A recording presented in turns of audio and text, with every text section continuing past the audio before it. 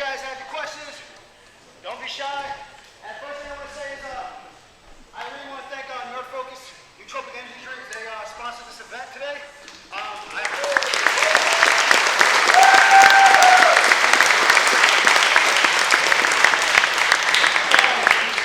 got a small piece of the company as a equity member now, so it's something I actually believe in. I try not to push any bullshit, but I drink it at home before I get in. We got a bunch of stuff.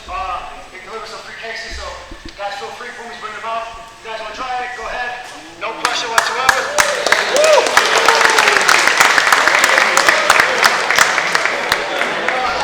Let's get it going, baby. 292 right around the corner. First question.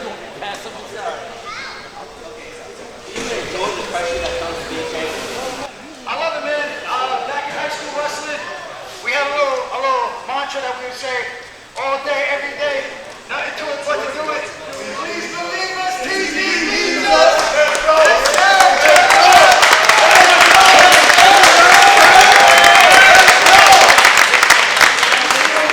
I truly believe my upperclassmen guys got me ready for that moment. Compete under the bright lights. And I feel like this is no different. Competing for the UFC on the biggest stage. And this is what dreams are made of, man. So when you get here, you want to strive for opportunities like this. Yeah, it's a little nerve-wracking, but it comes with the sport, it comes with the territory, and this is what I enjoy. Y'all see that, right?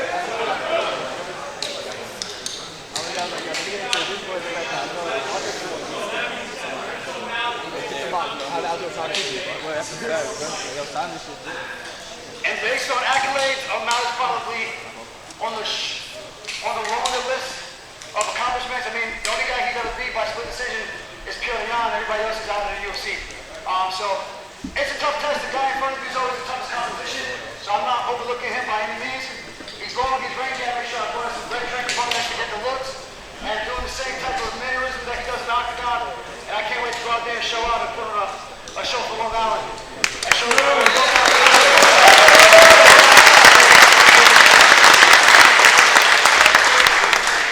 How has the shortened time in between fights prepping for this camp benefited you for the upcoming title defense? I think the shorter time for me to turn around and make the weight, I thought it was going to be worse than what it was, but honestly, coming from a wrestling background, we make weight every single week.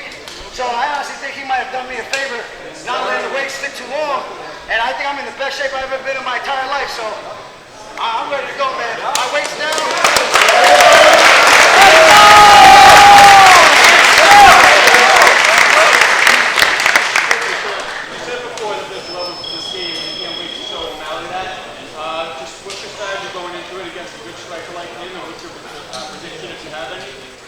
My prediction, second round, I think TKO, but if he gives me his neck, he's got that long, daddy long neck out there, so he's out there. Choke it out. Choke it out. You got a mic? Go ahead, go ahead. Wait, you want me to use the mic? Yeah. It might be a little interference, but it's not, it's a little bootleg, but what's it? As your first progression, what kind of a legacy do you hope to leave in the UFC? Say that one more time. What kind of a legacy do you hope to leave in the UFC? Man, I want to leave records that's going to be extremely hard to beat for decades, man. Just to go on the run that myself and Merab has went on is unparalleled. There's not a lot of guys who had a winning streak this long as either one of us. I think we're both tied at 9, and that's something extremely hard to do, especially in a stacked division like this. So we're chasing records, man. I try not to think about it too much. I take it one fight at a time. I love the shirt. And that's really what it's all about. I want to be in the history books. I want to try to immortalize my name as best as I can. So when people are studying tapes, watching bantamweight history, they can be looking at my fights, trying to break down what I was able to do differently from all these guys that were labeled the next biggest thing, the next biggest killers that's going to be super tough to beat, but we're out there beating them. So I think that's what it's all about in terms of legacy.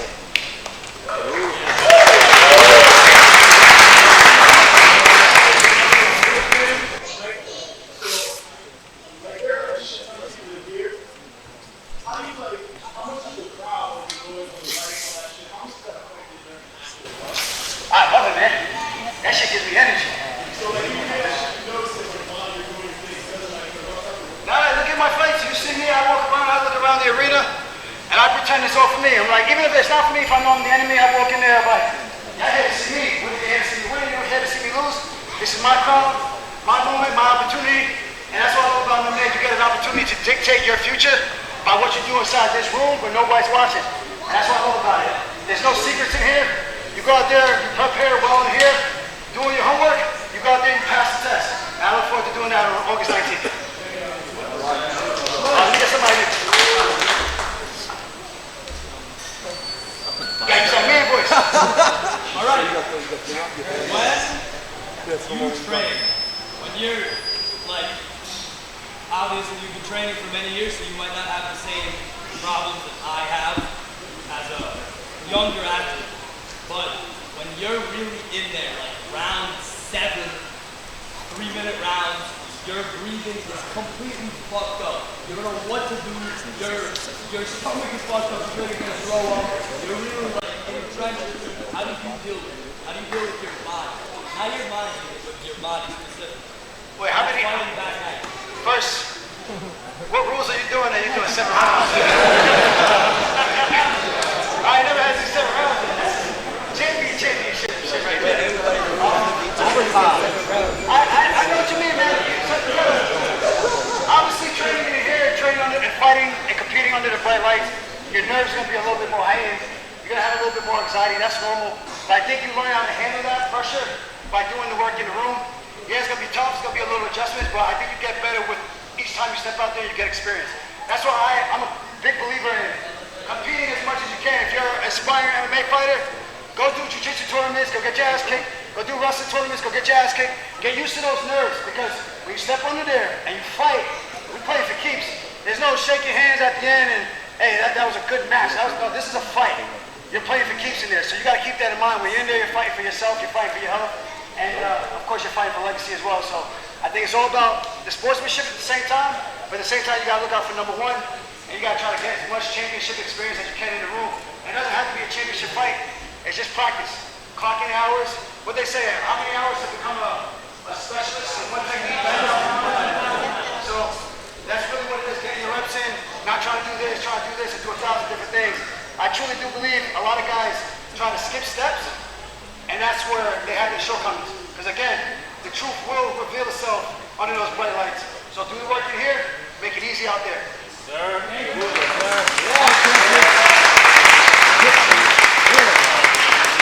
Going into the fight, you're a -250 favorite. Do you think you're a sure bet? Hey, hell yeah.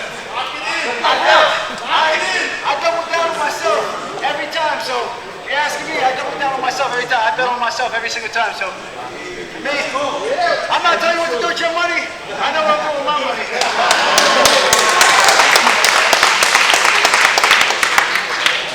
Yeah. Yo, so like, after this fight, right, are you chasing like double champ status, or like you just dropping the belt?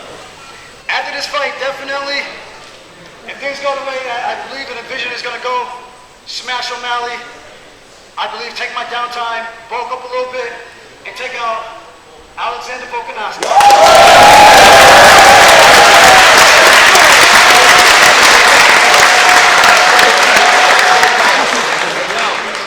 You gotta be double champ for the deal, bro.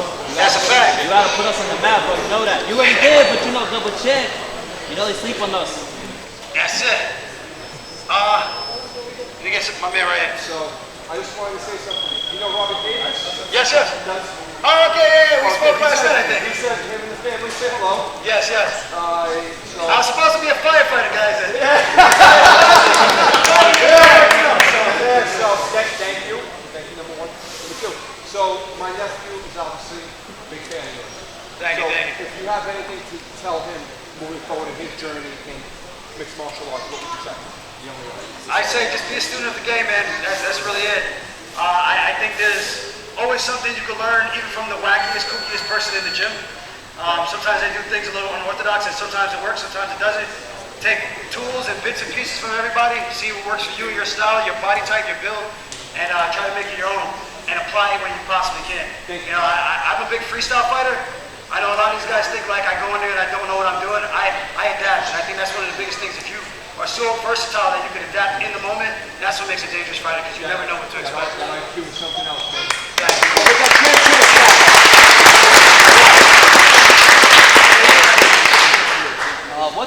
mindset going into a fight in a training camp, especially on days when you're maybe feeling burnt out or not wanting to go practice or something? Man, these days I ask myself, you being a little bitch right now? I really do. Like, you get up sometimes, you're so sore, you don't want to work out. I remember doing 2-a-days, sometimes 3 days at SUNY Cortland, crazy wrestling practices. And obviously I was 21 back then, so it was a little easier on the body.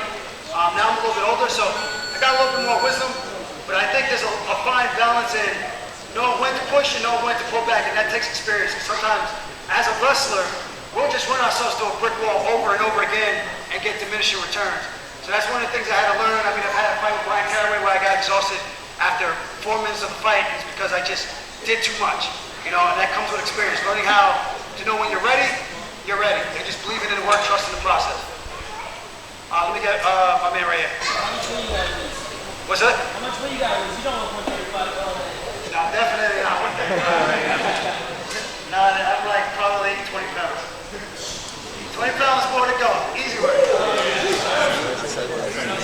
Right on schedule. Trust the process. Let me get Mark.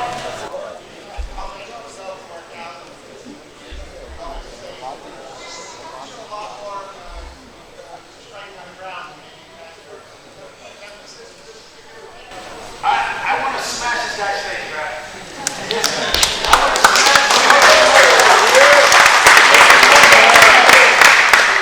When I take this man down, that naked Merab is getting smashed, bro. Smashed. I want him to pay for everything that he said, all the trash talk, everything, all his Dana White privilege. I ain't had none of that. I can't wait to take it out. Expose them.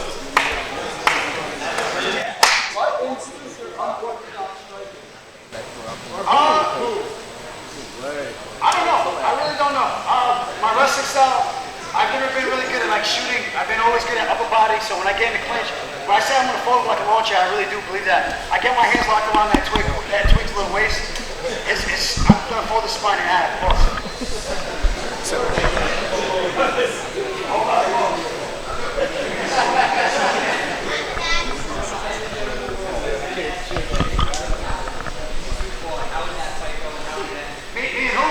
Demetrious Johnson, Mike Tyson. He's too little, man. Mike Tyson's great, but he's too little, man. There's a reason why he lost it down. It wasn't the skill deficiency. His size. Sometimes size doesn't matter. I think skill for skill is probably better than down. But when you get a guy who pick you up off your toes, just sling on the ground over and over, I think that's a hard pass. He's skilled, but I think Father Time's passed a little bit. And if he wants his work and try to get some revenge for him to do, I think he should work too. So, Mike, that's where you at. What are your thoughts on the performance I think You ever see an egg? That was that fight for me. It was a good first round. Outside of that, it was nothing very, very exciting to watch.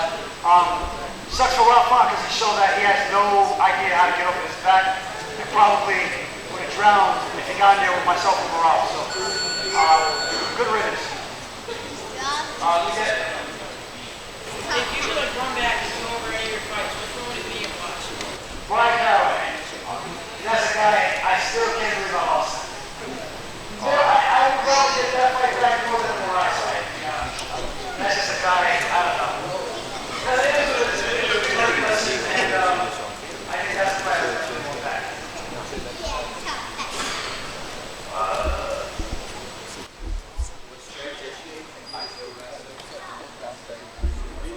A little louder? I'm not really, you know, when I transitioned from high school to college, I jumped right into the practice rooms with the upperclassmen, so I got to work right away.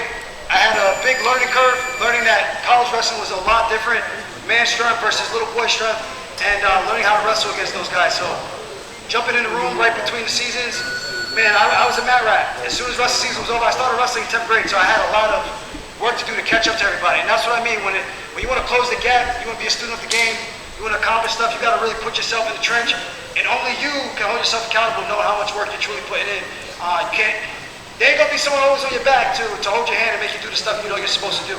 And I think that's the difference between a lot of our guys in this gym that separate us from a lot of those bigger gyms where these guys got all the training equipment that they could possibly ask for and they're still not doing, as well as a small place like this. Look at this wall, man.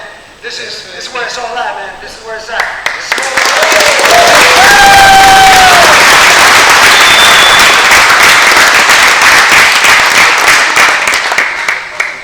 Is there like ever a defining moment for you that like you go back to when you feel like you need it, like to give you that extra push?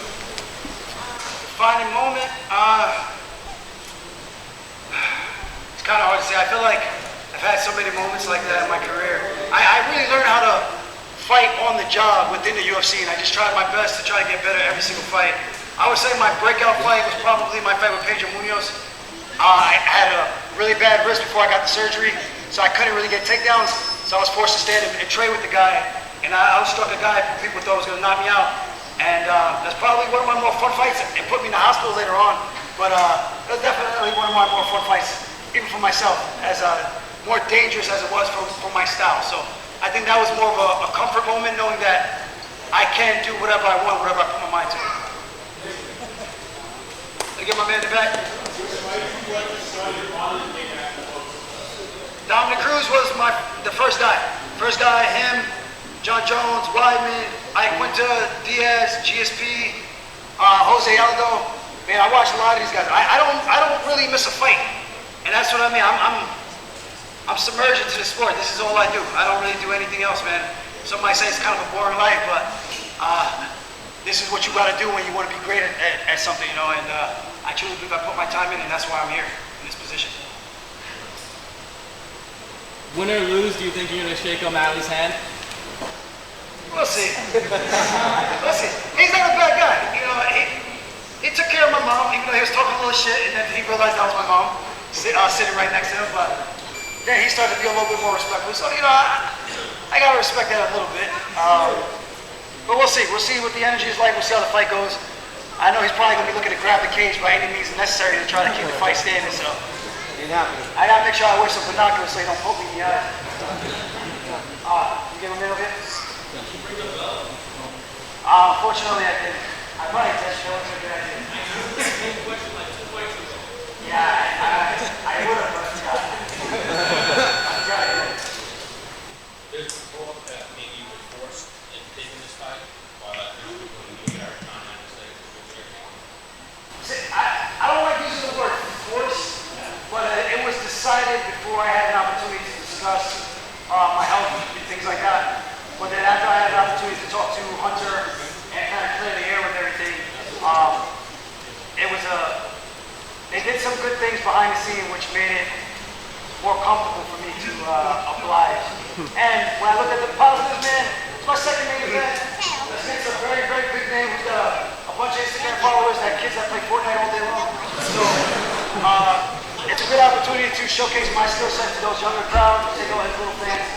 And then that's really what it's all about. It's a great opportunity, man. So I'm going to try to capitalize on this moment as much as I can. Try to have my breakout fight and put on for Long Island once again.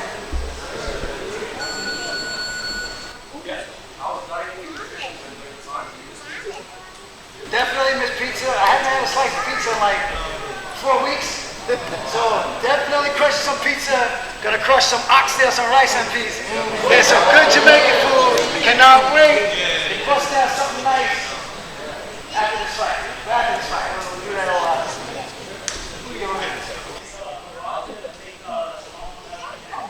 Yeah. We're still holding that jacket captive. So if he wants it back, he has to come get it in blood.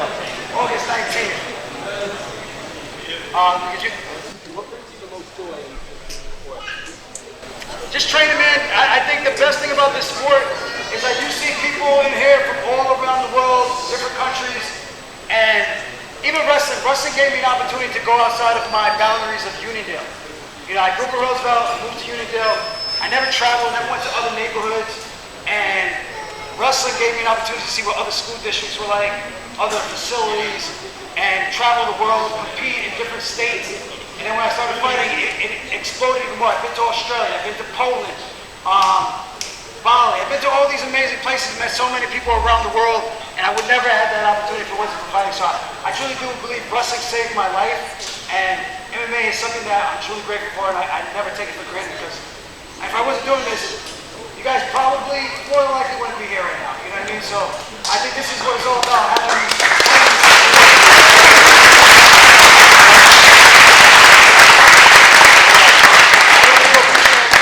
Taking your time out to come out on Friday because it is happy hour.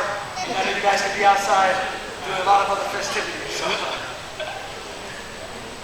Some of the earlier mentioned old fights, and I was curious to see maybe one day down the line you'd be interested in a trilogy fight with an old friend of mine, Zach Lang. Oh, Zach Lang, yeah, we fought twice. He beat me the first time. I beat him the second on a week's notice, so we'll put that out there. And we became good training partners, so I had no desire to fight him again. I don't know if he's still fighting.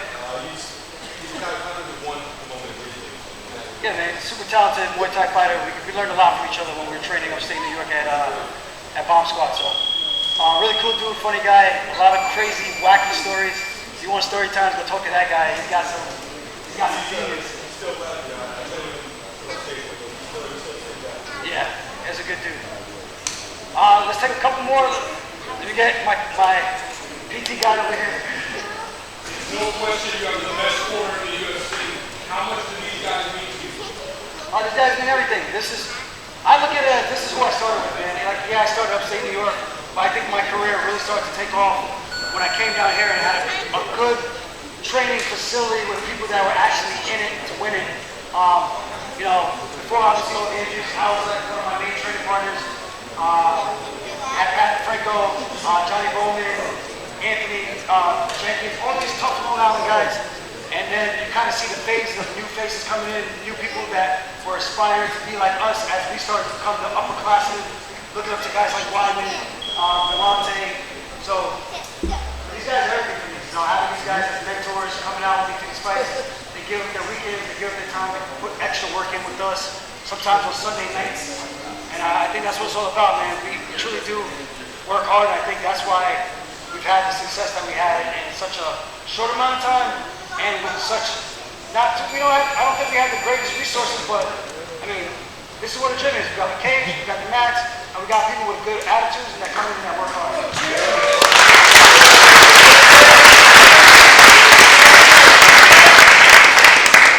How do you feel about yourself? Who you Sean the line you're gonna have a bad weight cut?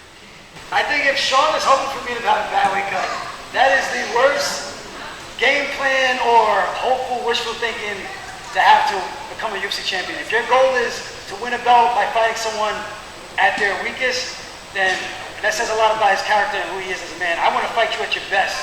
Give me your best. Give me the best guy, the most dangerous guy. I've been calling out Petr Yan since 2019. They kept him away from me. I called out Corey Sang. They kept him away from me until they couldn't anymore. So I want to fight the biggest. I want to fight the baddest guys. I think that's the difference between his mentality and my mentality. So he's banking on that. Good luck. I'll see him on the scale. 135 championship weight, easy, all day long. And then I'll whip that ass on Saturday night.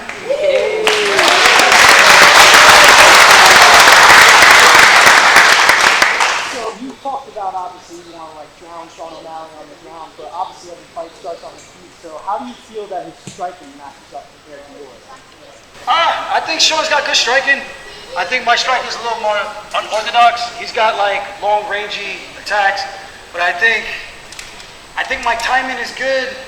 I think my rhythm is hard to predict, and I know I'm strong. If he hits that black line in that canvas and he puts his back on that cage, I'm taking his ass down. And I think it's not a matter of the first time, it's just a matter of when, in my personal opinion. I get him down one time, the fight could be over. So good luck to him. May the best man win. I'm coming in here to make a statement and smash it.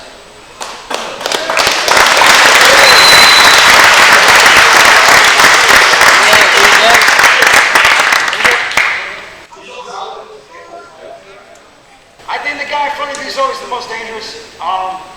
He's had a lot of time to prepare for a grappler. I beat his grappling coach in a fight already, Tiquinho Mendez, who was a two-time ABCC world champion. So let's see if O'Malley can take some lessons from him, keep the fight standing, or maybe do something better than his coach. But in my personal opinion, he's going to be the toughest test to date. He's got good tools, he's fast, he's got good reflexes. He used to play basketball, so he's got some quick like little feints and things like that. So I got to just make sure I'm sharp, see the shots coming, make them miss, close the distance, climb his back like a tree, and just strangle him. I don't know. I don't give a shit. I'm focused on me.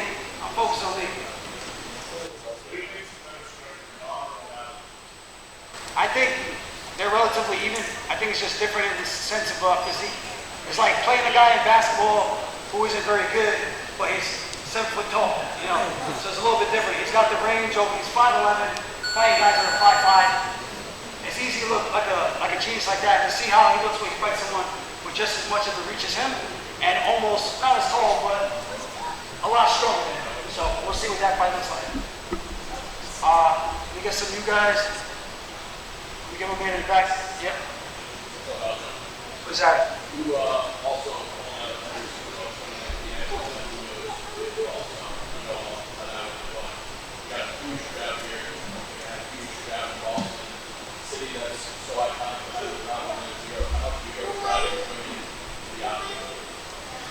we'll see. I think New York is going to pack the crowd. You might have some fights in the crowd, man. You might see some New York Yankees versus the Boston Red Sox. I think there's going to be a little bit of butting heads with the Irish crowd and the New York crowd, so we'll see what's up. I'm excited for it. I know a lot of my New York guys are coming out. They're going to show out, and I can't wait.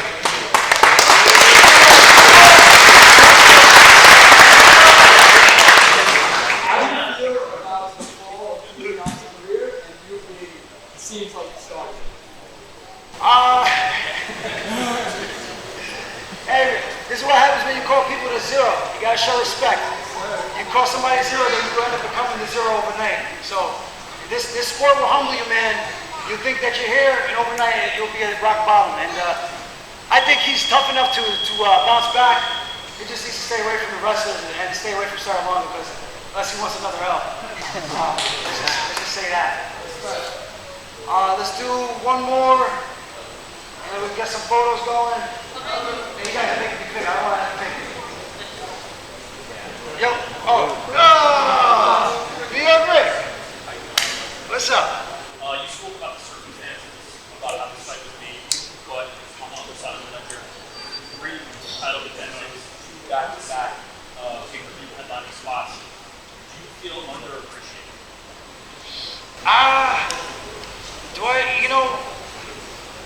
I try not to even think about that, man. At the end of the day, I'm comfortable in my own skin. Records speak for themselves. 10, 20 years from now, when people look at the records, they're not going to say, oh, that was a close fight, he didn't deserve to win. It's just going to say W. And that's all I care about. At the end of the day, what Dominic Torello say, doesn't matter if you win by an inch or a mile, win is a win. So if you bet me, you put the money up, and I get the W, that's what it's all about. So whether or not it's about getting the respect or feel underappreciated, numbers don't lie. So at the end of the day, people can say whatever they want. If you got a problem, come do something about it. Step in there with me, come do something about it.